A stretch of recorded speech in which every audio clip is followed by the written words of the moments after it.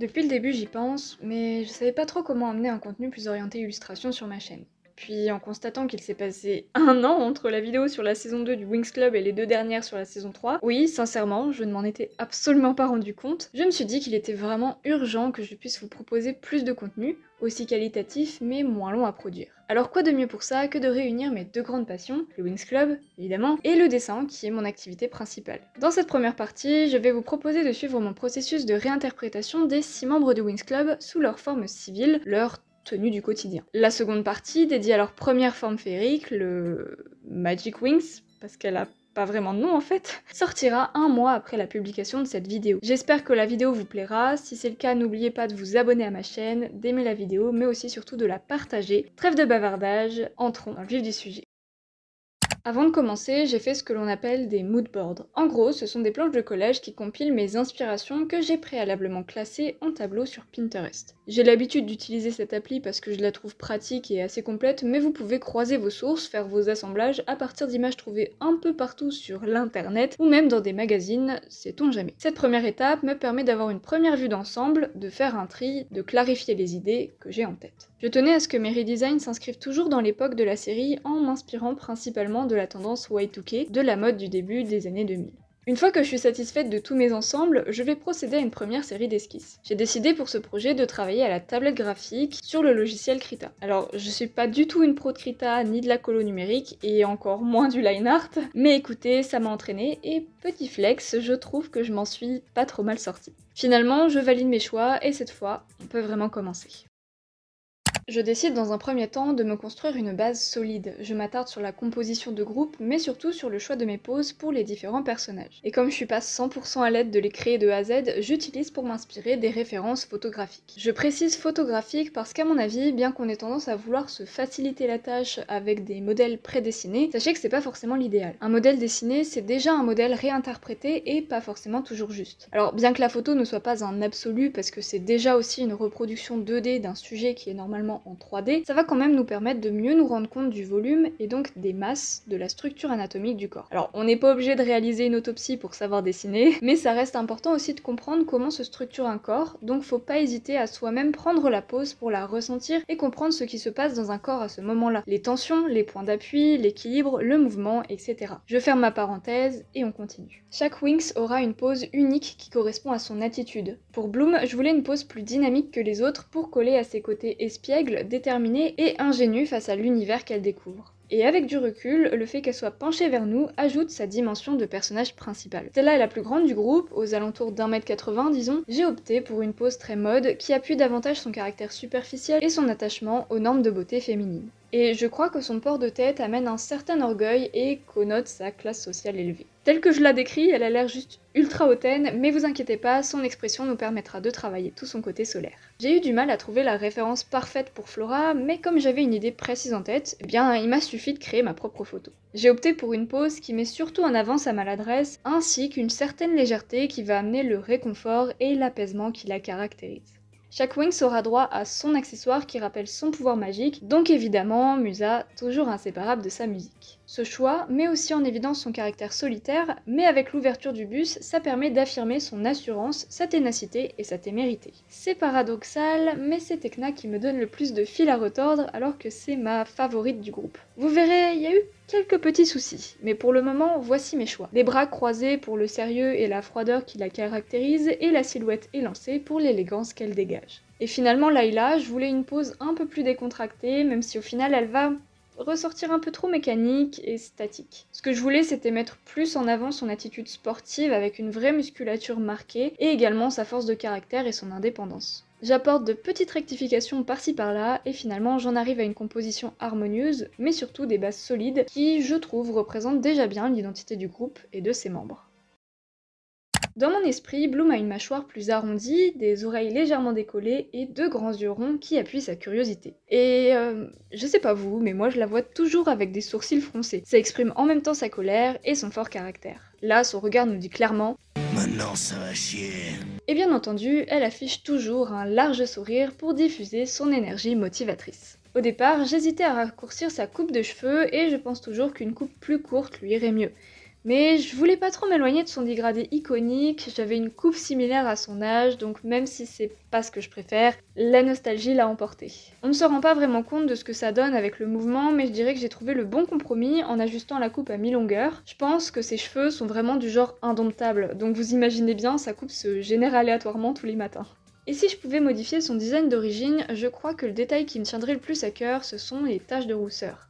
Oui, pour moi, ça fait toute la différence. Comparé au reste du groupe, son outfit est le plus discret, le moins excentrique. En fait, dans mon esprit, je me dis que la mode sur la dimension magique est certainement plus flamboyante. Du coup, comme Bloom a vécu sur Terre et qu'elle est issue d'un milieu plutôt modeste, ses vêtements étaient pour moi logiquement les moins tendances. Et je pense aussi que ça fait sens avec son statut de personnage central, dans le sens où c'est celui auquel on va s'identifier plus facilement, donc si son look est plus impersonnel, ça aide. Du coup, en tant que grande fan de fées, Bloom se doit d'avoir un outfit sur ce thème. Pour son haut, j'avais vu ce modèle sur Pinterest et je me suis dit tout de suite qu'il fallait que j'en fasse une version avec imprimé Fairy. Pour son pantalon, on reste sur son iconique patte def, mais j'ai remplacé les broderies étoiles par des papillons. J'ai vu ça sur plusieurs modèles et je trouve que c'est ce qui lui correspond parfaitement. Pour les chaussures, très sobrement des tennis blanches usées, mais du coup, comme les prochains designs auront des habitudes vestimentaires plus élaborées, je trouvais qu'il manquait un petit quelque chose. Au départ, j'avais pensé à ajouter une casquette Gavroche, mais finalement par flemme surtout je crois, j'ai simplement ajouté un pendentif. Au départ je voulais que ce soit une référence aux souvenirs de sa famille qu'elle obtient grâce au faux Avalon lors de la saison 2, mais je crois que j'avais toujours la flemme, donc j'ai plutôt opté pour un pendentif papillon pour rester dans le thème féerique. C'est un peu anecdotique, mais ça ajoute quand même ce petit quelque chose. J'avoue que je me suis lancée un peu à l'aveugle, donc instinctivement je vais vers un style plus réaliste. Je sais pas trop si c'est vraiment ce que je peux définir comme mon style, mais bon, c'est comme ça, j'aurais peut-être dû développer un peu plus ma recherche pour l'esthétique de mes designs, mais on va pas retourner dans le passé. Pour conclure, je dirais que je suis contente de la texture que j'ai donnée au jean. Après, ce qui est dommage, c'est que mes motifs sont pixelisés et j'ai toujours pas trouvé comment vectoriser un calque sur Krita. Petite anecdote nulle, je pense que je suis un peu bête, car c'est seulement en colorisant ses cheveux que j'ai compris que Bloom n'était pas juste rousse, mais qu'elle avait littéralement les cheveux de la couleur du feu. Oups. Ce que j'ai fait pour ce design, et que je m'attardais à faire pour chacun, c'est de coloriser aussi le line. En parlant du line, c'est vraiment pas mon point fort, j'ai fait des progrès, mais c'est difficile pour moi de pas appuyer comme une malade sur mon crayon. Le vert trempé rayé de ma tablette peut en témoigner. Donc je disais, je colorise mon line pour qu'il se fonde plus dans le dessin et ne soit pas juste un cerne foncé qui enferme trop celui-ci. On a tendance à concevoir le contour toujours noir, mais opter pour un contour coloré, voire pas de contour du tout, ça se fait, je trouve que ça donne plus de vie et de dimension au dessin. Enfin, après quelques petites dernières retouches, Bloom est terminé. Quoique... J'avais pas vraiment prévu de faire Kiko au départ, mais c'est plus tard, pendant que je réalisais le line de la plante de Flora, que je me suis rendu compte que ce qui manquait autant depuis le début à Bloom, c'était son fidèle compagnon. Du coup, je l'ai ajouté sans trop réfléchir. Je me suis inspirée de cette pose lors du tout premier épisode pour marquer son côté protecteur envers Bloom, même s'il reste face au monstre un tout petit ridicule lapin bleu sans pouvoir. Je lui ai ajouté des allures bien plus anthropomorphes qu'à l'origine, je crois que ça colle bien avec l'esthétique globale du groupe. Il est sympatoche, c'est-à-dire que je sais pas vraiment trop quoi en penser, surtout que son line est hyper grossier, c'est ce qui me dérange le plus je crois, mais au moins il est là. Pour le moment, Stella a l'air vraiment hautaine, alors avant tout, je m'attarde à lui donner une expression enjouée qui, j'espère, la fait rayonner autant que possible. Ce dont je suis le plus fière, ce sont ses cheveux, car je trouve que j'ai vraiment réussi à leur donner la texture parfaite. Ils sont très longs, soyeux, légers et fins. Et pourtant, j'ai eu quelques doutes sur sa frange. Au départ, j'étais restée plutôt fidèle à sa coupe d'origine, mais je trouvais que l'épaisseur de sa frange cassait un peu l'effet aérien de sa chevelure. Donc finalement, j'ai opté pour une frange effilée, si j'en crois internet, et je suis déjà tellement contente à ce stade. Je pense que vous n'êtes pas sans savoir que les Winx sont tout particulièrement liés à la mode. Je l'avais déjà évoqué dans ma première vidéo sur la série, mais j'adore leur design qui se réfère autant à l'univers du dessin animé qu'à la figurine de mode. Mais sachez que pour aller plus loin, elles ont en fait été en partie designées par des stylistes qui se sont chargés de leurs vêtements. Honnêtement, je trouve qu'ils ont fait un super boulot, mais l'animation nécessite souvent une simplification pour éviter les incohérences, genre les trucs galères à faire comme les motifs, et du coup, je me dis que leur look aurait pu être poussé encore plus loin. C'est pour ça que, sans m'éloigner totalement de leurs looks originaux, j'espère proposer une version plus personnelle, qui sera entre guillemets plus aboutie, plus directement ancrée dans leur dimension d'icône de mode. Sur Pinterest, je suis tombée sur ce modèle de robe, c'était un immense coup de cœur, pour moi cette robe est faite pour Stella. Au départ je la voyais identique à ma référence, mais Stella ne peut pas être Stella sans son orange iconique, et en plus c'est ma couleur préférée. D'ailleurs, pas étonnant que c'était ma Wings préférée quand j'étais petite. Finalement, je n'ai pas réussi à trancher, donc j'ai opté pour un ombré orangé sur sa robe lilas. Je voulais que la texture soit proche de cette espèce de velours nacré, alors je ne sais pas si le pari est vraiment réussi, mais je suis hyper satisfaite du résultat. Bien entendu, j'avais envie que son apparence soit synonyme de luxe, donc j'ai pas mal joué sur un côté un peu bling bling en ajoutant tous ces bijoux, tous en or pur, bien évidemment. Ah oui, et j'ai ajouté un visage au soleil. Bon, au début il fait hyper peur, mais après je vous rassure, c'est encore pire. Je me dis que c'est marrant car je trouve ça hyper kitsch et je pense pas que tu puisses porter ça aussi bien sans être féru de mode. C'est clairement du mauvais goût assumé. J'avais hésité à lui laisser ses sandales à fleurs de la première saison, mais finalement, sans trop savoir pourquoi, je me suis dirigée vers cette paire imprimée vache avec son détail de la semelle verte. Comme pour la robe, j'ai le sentiment qu'elles étaient faites pour elle. Finalement, pour le style, je remplace son indispensable bandeau par une paire de lunettes de soleil qui fait également référence à ses origines, à Solaria et son climat constamment ensoleillé. D'ailleurs, j'ai aussi légèrement accentué son teint hâlé, et pour le dernier détail qui change tout, je lui ajoute bien évidemment la manucure qu'elle mérite. Bon, avant de finir, je vais revenir un peu sur les cheveux parce qu'une fois colorisés, j'en suis tellement fière, la texture est parfaite, la couleur dorée est au top, et après quelques retouches maquillage, on en a fini avec notre iconique fée de la lune et du soleil. Comme vous avez pu le remarquer, je m'attarde dans ces redesigns surtout à marquer plus nettement la diversité de morphologie de nos héroïnes. Bien que j'adore leur design, je trouve ça dommage que tous les corps et visages soient finalement en quelque sorte des copier-coller auxquels on a simplement légèrement modifié quelques éléments. Flora est souvent redesignée plus ronde, tout simplement car on va associer les courbes, la rondeur, à une forme de douceur et de réconfort parce qu'il connote la maternité.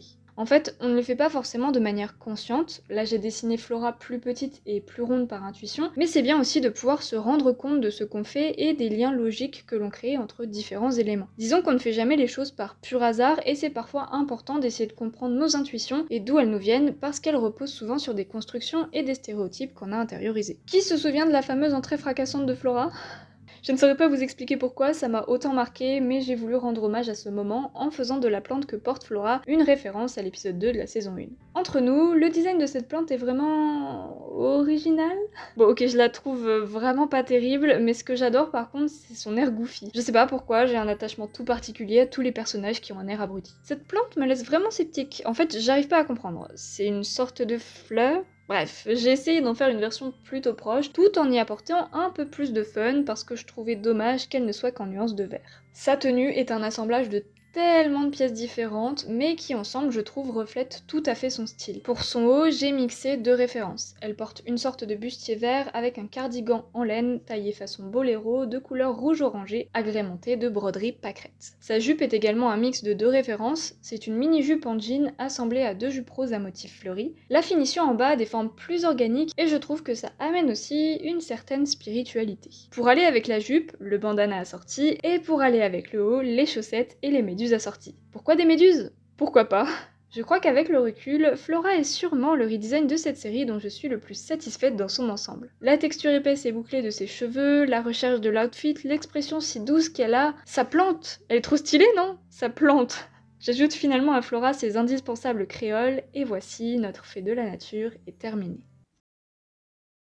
Pour ce redesign, je tenais absolument à affirmer plus franchement le côté tomboy, les attitudes qualifiées plus masculines de Musa. Je trouve qu'au fur et à mesure des saisons, d'un point de vue vestimentaire, les Wings perdent leur identité au profit d'un groupe plus uniforme et plus féminisé. Et c'est tellement dommage, parce que le vêtement, même genré, c'est aussi aller au-delà des normes de genre, et c'est surtout affirmer son individualité. Le Wings Club est un groupe certes, mais un groupe qui fonctionne surtout par la nuance qu'il propose au travers de ses membres. Aussi, j'ai pensé que ce serait pertinent de travailler un peu plus autour de ses origines, dans les traits du visage bien entendu, au passage Shame on You, saison 8, mais aussi dans son esthétique vestimentaire. Quand on s'attarde sur les différents outfits que porte Musa lors des premières saisons, on peut remarquer que plusieurs de ses tenues possèdent des coupes inspirées de vêtements traditionnels chinois. Ça sera plus flagrant dans mes choix pour sa forme féerique, mais là, même si au départ ce n'était pas forcément réfléchi dans ce sens, je pense qu'avoir apporté à sa chemise une figure de dragon chinois et une texture de tissu à reflets plutôt satinés n'est pas anodin. Le plus gros changement dans ma version de Musa, c'est, je pense, mon choix capillaire. J'ai décidé, en référence à Lisa, son prototype du pilote, de lui donner un split hair en incluant le vert originalement prévu pour ses cheveux. Je trouve que ça ajoute un petit plus à son look tout en étant un clin d'œil sympathique. En parlant du pilote, c'est vrai que Lisa avait un design plutôt original.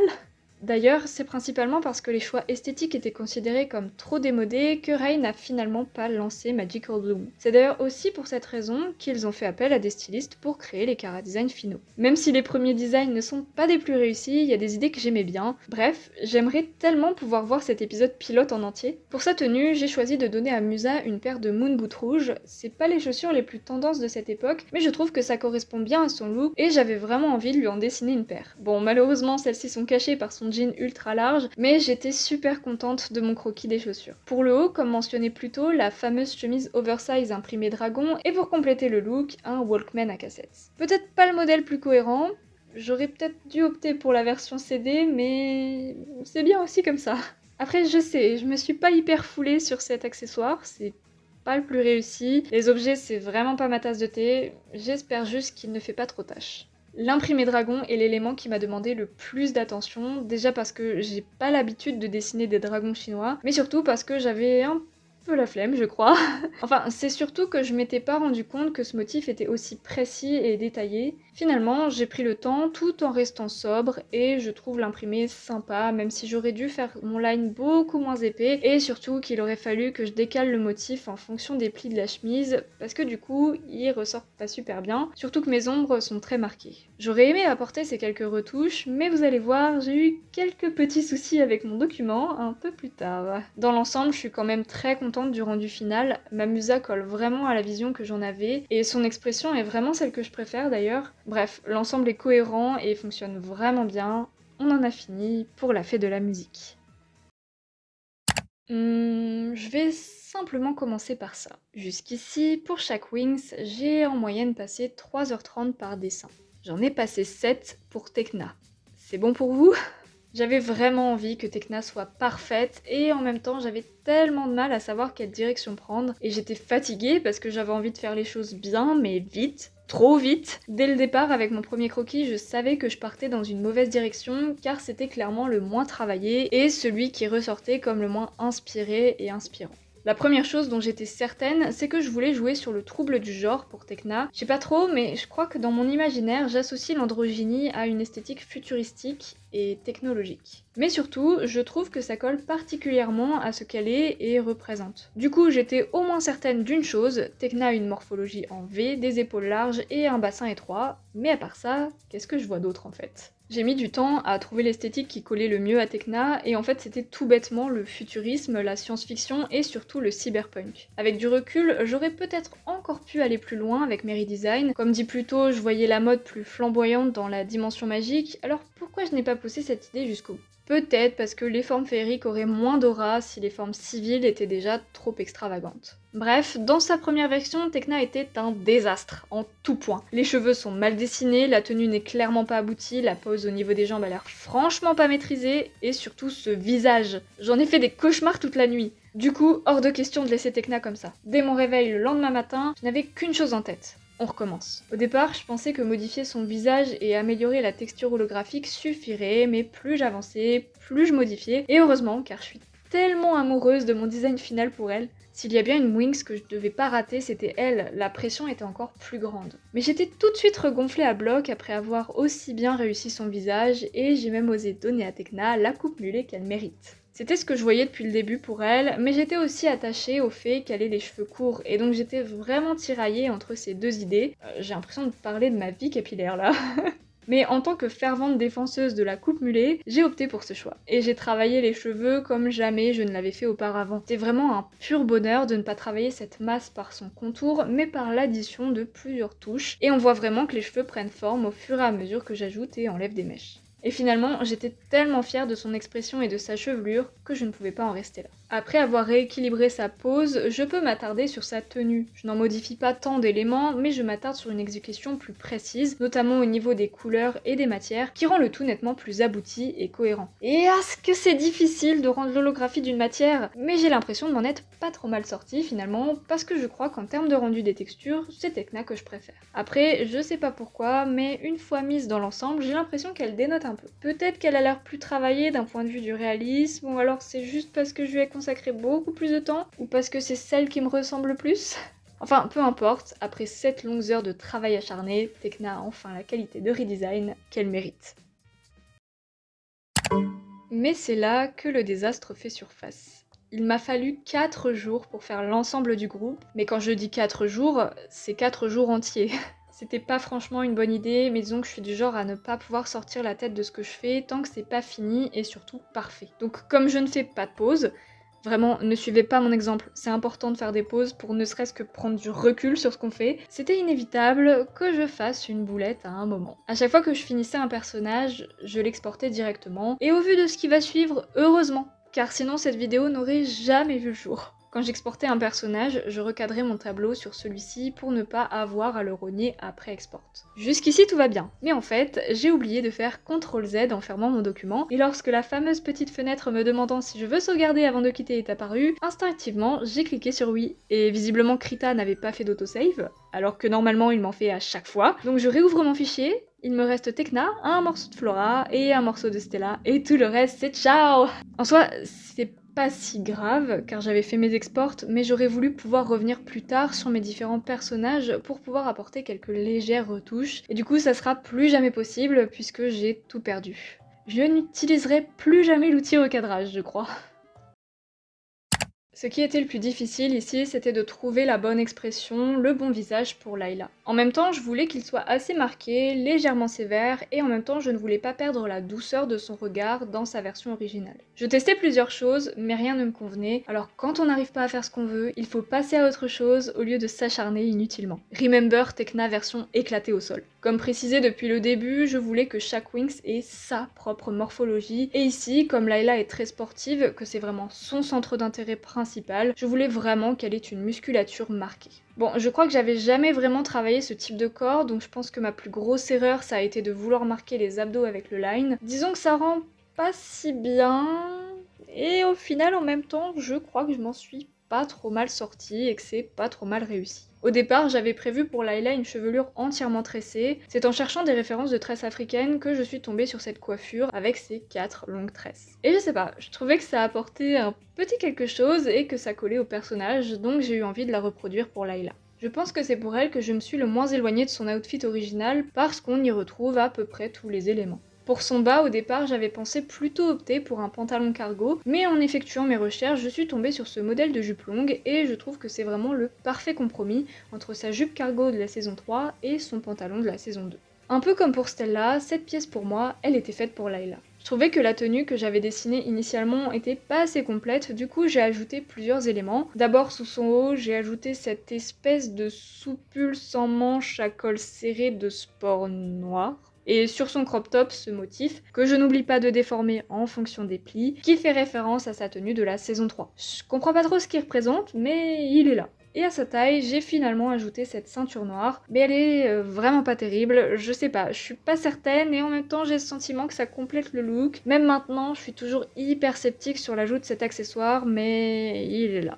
Bien que j'ai eu un peu de mal, je suis super contente du rendu de son visage et aussi, comme c'est la seule Winx qui porte originellement des piercings, j'ai décidé de lui en ajouter 2 autres sur le visage, le piercing à l'arcade et le septum. Je pense que ça se remarque encore plus sur ce dernier dessin, mais ma technique de colorisation est vraiment pas définie. Je crois que dans l'ensemble tout le monde s'accorde, et en même temps qu'on voit que tout le monde est fait différemment. Il y a juste les cheveux où j'ai instauré une certaine routine, mais j'avoue que sur cette coupe, j'ai eu du mal à définir les points de lumière. Bon, c'est pas parfait, mais je crois que dans son ensemble, le dessin fonctionne, et c'est ainsi que l'on clôture ce redesign des versions civiles du Winx Club avec notre chère princesse de la planète Andros. Je suis globalement assez satisfaite du rendu final, j'avais déjà fait quelques croquis par le passé, mais c'est vrai que cette expérience de dessin en réinterprétant est vraiment très chouette. En plus, ça faisait vraiment longtemps que je n'avais pas dessiné pour moi, et surtout que je n'avais pas fait quelque chose d'aussi abouti à la tablette graphique. J'aime bien varier les médiums, donc je suis pas une experte de l'illustration numérique, mais j'espère que ma version du Wings Club vous plaît autant qu'à moi. J'ai hâte d'avoir vos retours et de savoir ce que vous auriez fait à ma place. J'espère que ce type de contenu vous plaît autant qu'à moi, la prochaine fois on se retrouve pour une deuxième partie dédiée aux Magic Wings, et qui sait, peut-être que je poursuivrai un peu plus ce type de contenu sur la franchise. Ce qui est certain, c'est que j'alternerai entre petites vidéos dessins plus tranquilles et grosses vidéos analyses qui fait surchauffer le cerveau. À l'heure où j'écris cette vidéo, j'ai seulement entamé la prochaine, dédiée aux comics du Wings Club, c'est une totale découverte, et je pense que ça va vous intéresser autant qu'à moi. En tout cas, si vous avez aimé la vidéo et que vous souhaitez me soutenir, n'hésitez pas à l'aimer, la commenter, mais surtout à la partager et à vous abonner à la chaîne. Et on se retrouve le mois prochain pour la suite. À bientôt!